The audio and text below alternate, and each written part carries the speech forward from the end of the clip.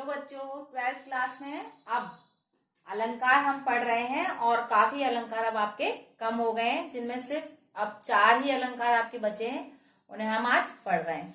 तो अलंकार, अलंकार क्या है? अलंकार शब्द का सामान्य अर्थ होता है आभूषण।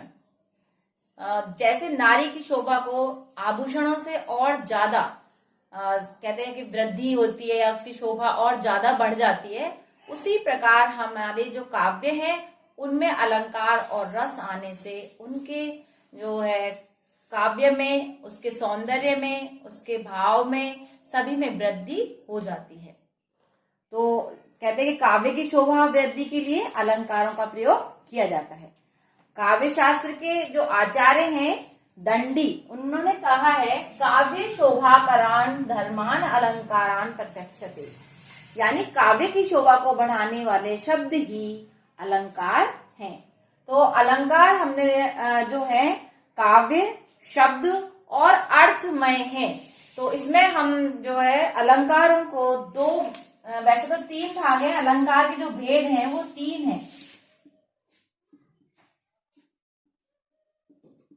यानी कितने भागों में किस तरीके से बांटा गया है तो उसके भेद हैं।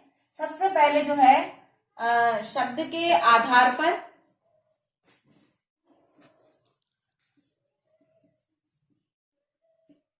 शब्दों से काव्य में जो चमत्कार होता है उसे हम शब्द अलंकार कहते हैं। और अर्थ से, कहीं यहां अर्थ से हो तो उसे अर्थालंकार कहा जाता है।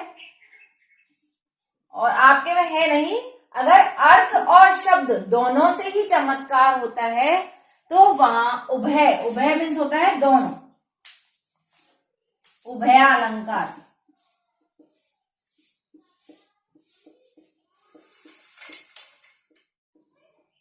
उभय मीन्स दोनों, यानी शब्द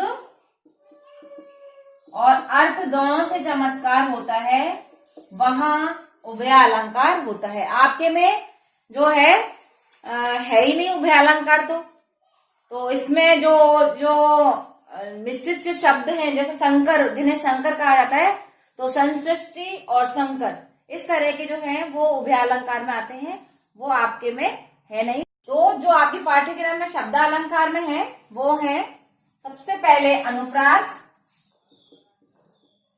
अलंकार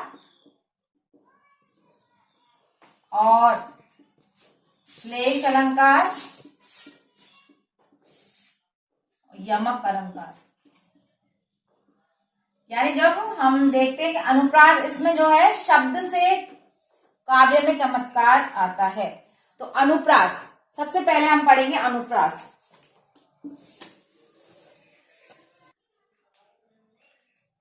सबसे पहले अनुप्रास अलंकार। तो अनुप्रास में सबसे पहले शॉर्ट में जैसे है वर्ण की आवृत्ति, बस आपको ये ध्यान रखना है, वर्ण की आवृत्ति। इस अलंकार में वर्णों की आवृत्ति होती है, ना कि शब्दों की।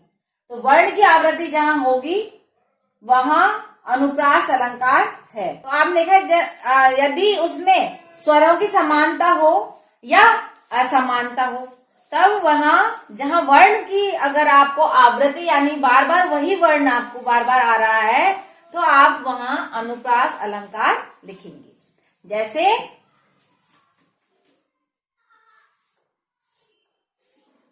तरवर तमाल,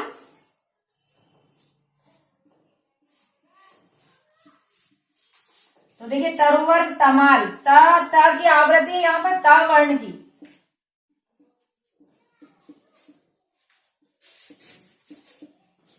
ऐसे ही चोरटी है, गोरठी है, चोरटी अहीर की, तो यहाँ पे जो है ट वर्ण की आवृत्ति हो रही है। ऐसे ही जैसे आपने कभी खेल खेल में चाचा ने चाची को चांदी की चम्मच से, इस तरह से च वर्ण की आवृत्ति हो रही है। इस तरह के जो एक ही वर्ण की आवृत्ति बार बार होती है, वहां हम अनुप्रास अलंकार लिखते हैं।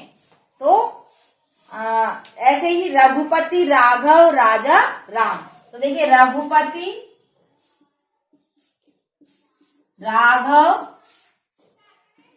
राजा, राम। तो इसमें देखिए रा वर्ण की आवृत्ति हो रही है। ये जरूरी नहीं है कि वो शुरू में भी, क्या एक बार होता है अंत्यानुप्रास में अंत में आवृत्ति होती है, तो अंत में आने वाले जो शब्द हैं वो जो वर्ण हैं वो इसमें अंत्यानुप्रास का काम करते हैं। इसमें भेद है छेकानुप्रास, वृत्त्यानुप्रास, श्रुत्यानुप्रास, अंत्यानुप्रास, इस तरह से इसमें भेद भी हैं। लेकिन आपके उसमें भेद आपको आते नहीं है, केवल आपको ये पहचानना होता है कि अनुप्रास अलंकार है, और आपका कहीं भी वो मार्क्स कोई नहीं काटता। बस आपको उसमें वर्ण को अंडरलाइन करेंगे और उसमें वर्ण को लिखना है कि त वर्ण की आवृत्ति के कारण इसमें अनुप्रास अलंकार है। तो ये अनुप्रास अलंकार आपका पूरा हुआ। अब हम पढ़ते हैं सेकंड नंबर पर श्लेष अलंकार। श्लेष, श्लेष का मतलब ही होता है, श्लेष का अर्थ है चिपकना।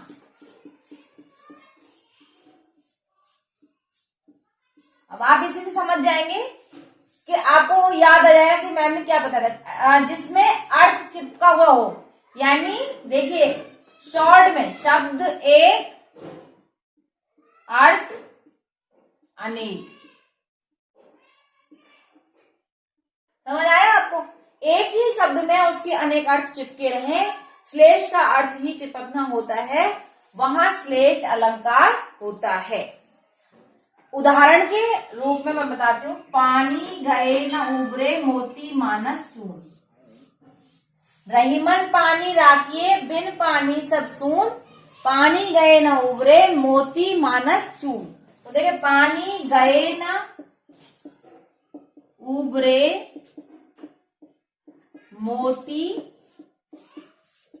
मानस और चून। तो रहीमन पानी राखी, यहाँ पे पानी, पानी है अर्थ, एक अर्थ है हमारे पास, एक शब्द है पानी। तो रहीमन पानी राखिए, यहाँ पानी किस किस के लिए क्या क्या है देखिए, उबरे मोती, मोती के लिए पानी का अलग महत्व होता है। मानस, मनुष्य के लिए पानी या सम्मान के लिए आया है, यहाँ उसके लिए उसका अलग अर्थ है। और चून मतलब आटा, जब हम आटा लगाते हैं, आटा गूंथते हैं, तो उसमें पानी का महत्व होता है, अर्थात बिना उस पानी के उसे आटे का रूप या आटे के रूप से उसे गूंथ कर रोटी बनाने के लिए उसका मतलब सबसे ज्यादा महत्व पानी का ही होता है।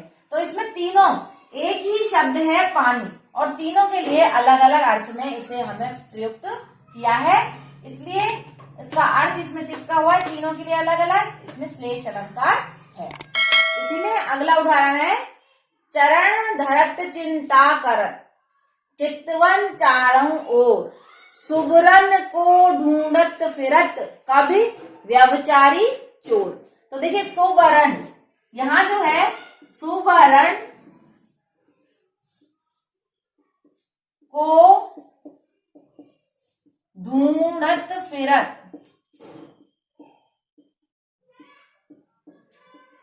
कभी व्यभिचारी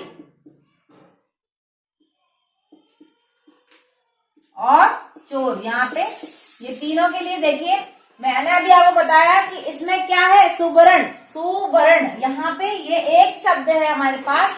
अब इन तीनों के लिए अलग अलग अर्थ कैसे है देखिए, सुबरण, वरण माने होता है वर्ण, अगर इसको हम देखें तो ये इसका तद्भव रूप है और ये इसका तत्सम रूप है। तो तत्सम रूप में इसे कहेंगे सुवर्ण। सु माने होता है अच्छा, और वर्ण मीन्स होता है रंग। तो एक तो ये होता है अच्छा रंग।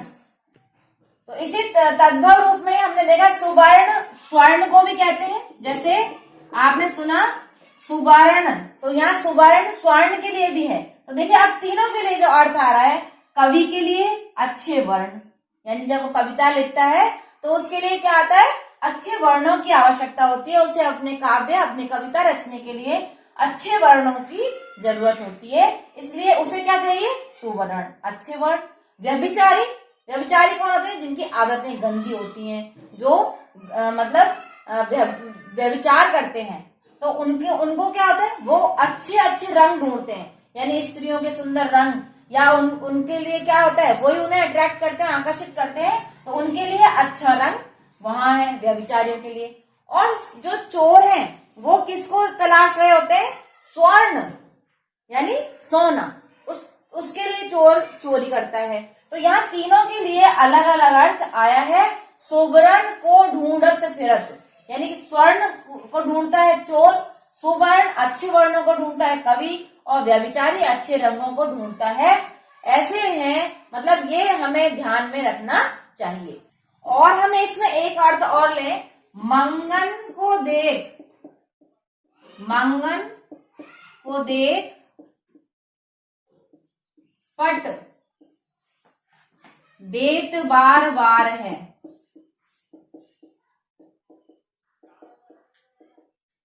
अब यहाँ पे देखिए, मंगन को देख पट देत बार बार है, इसमें दोनों का अर्थ अलग अलग है।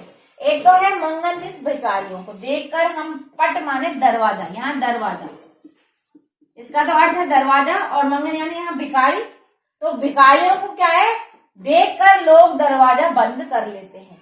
और जो दानी होते हैं, जो दानी लोग हैं, वो मांगने वालों को देखकर पट माने वस्त्र, वो उन्हें वस्त्र देते हैं, हर बार उन्हें वस्त्र देते हैं। तो यहाँ दानियों के लिए है कि उन्हें पट माने वस्त्र बार बार देते हैं। और मंगन को देख, भिखारियों को देखकर लोग दरवाजा बंद कर लेते हैं, ये उनके अर्थ में है। तो दोनों के अर्थ अलग अलग है, और हमारे पास शब्द एक है।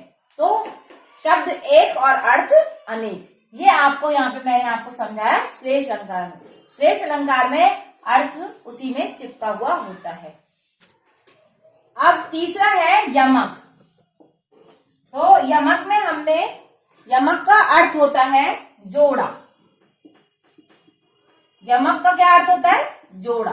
जैसे आप जोड़े में हर चीज होती है, जैसे आपने चप्पल पहनी है तो आपको दोनों एक समान जोड़े में चाहिए होती है, तो बिल्कुल समान स्थिति होती है उनकी, तो दोनों की समान स्थिति होती है, यानी दोनों में कोई अंतर नहीं होता। ये 9 नंबर की है तो ये भी 9 नंबर की ही होनी चाहिए, यही है ना। इसका मतलब होता है जोड़े में जो समान हो, यानी यहाँ जो आपको शब्द, ये शब्द अलंकार है, तो आपको यहाँ जो शब्द मिलेगा वो जोड़े में होना चाहिए। तो देखिए, कनक, कनक, तो आपने देखे दोनों एक समान है, कोई भी अंतर नहीं है दोनों में। कनक कनकते 100 गुनी मादकता अधिकाय, कनक कनकते 100 गुनी मादकता अधिकार,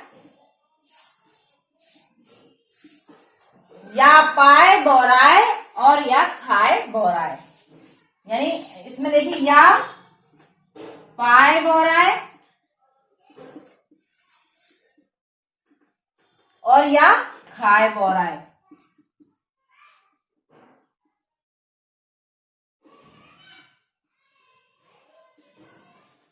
तो देखिए यहाँ पे कनक कनक, इन दो शब्द हैं, जोड़े में है, दोनों का अलग अलग अर्थ है। एक तो कनक धतूरे, धतूरा होता है जो बहुत ही जहरीला, मतलब ऐसा होता है जिसे खाकर आदमी पागल जैसा होता है, और एक होता है सोना, दोनों के अलग अलग अर्थ है। यानी जोड़ा है, 2 शब्द है, शब्द भी 2 है, 2 शब्द और अर्थ अलग अलग। इसमें ये हुआ ना, अर्थ अलग अलग, तो आपको परिभाषाएं भी रटने की आवश्यकता नहीं है, शब्द भी अलग है और अर्थ भी दोनों के अलग अलग होंगे। तो इस तरह से जब होगा तो वो यमक अलंकार है। जैसे यहाँ पे एक का अर्थ है धतूरा और एक का अर्थ है सोना, तो देखिए इस सोने में और इस धतूरे में 100 गुनी मादकता होती है। 100 गुनी मादकता कैसे होती है, यदि इंसान को बहुत सारा सोना एक साथ मिल जाए तो भी वो पाकर बोरान हो जाता है, और यदि वो धतूरा खा ले तो उसे भी वो खाकर बोरान हो जाता है।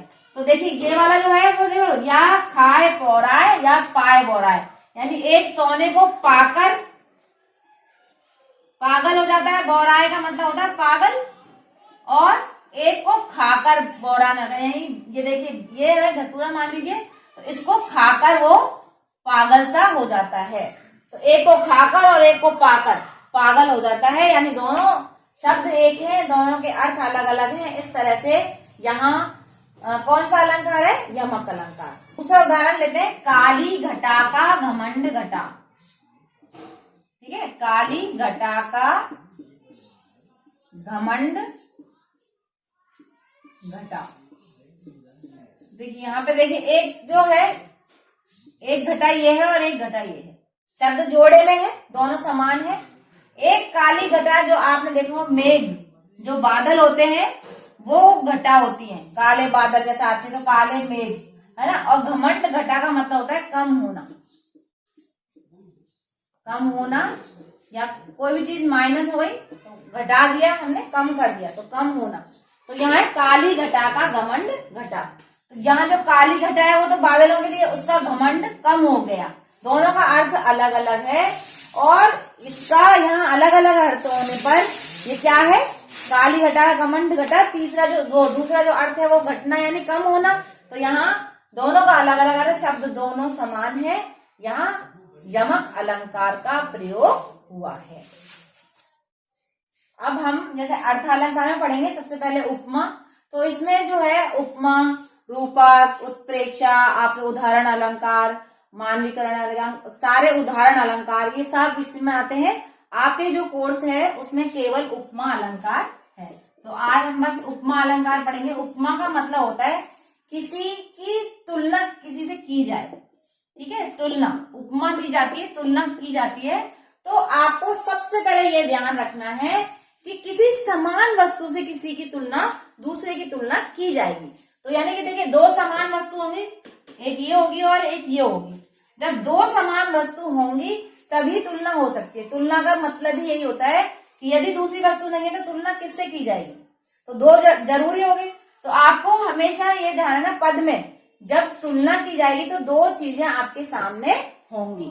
तो जैसे मैं कहूं कि जैसे उसका मुंह चंद्रमा के समान है, तो ये ना हो गया मुंह, और किसके समान बताया है? चंद्रमा के समान।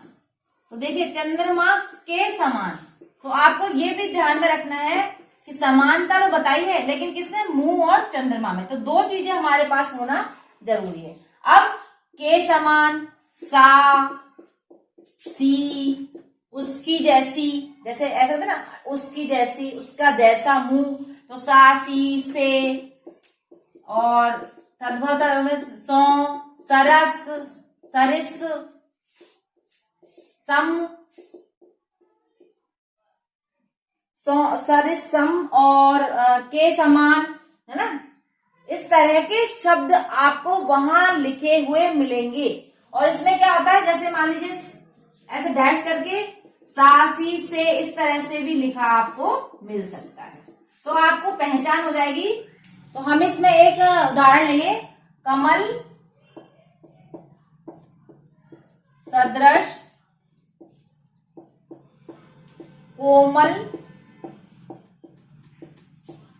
कमल सदृश कोमल हाथों ने। मान लीजिए हमने ये उदाहरण ले लिया, तो कैसे हाथ थे? कमल के समान कोमल।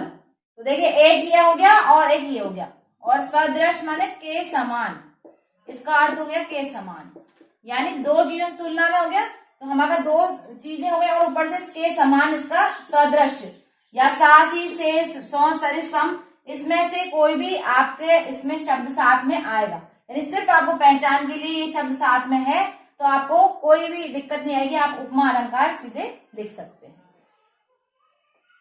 ठीक है, घर पर रहिए, स्वस्थ रहिए।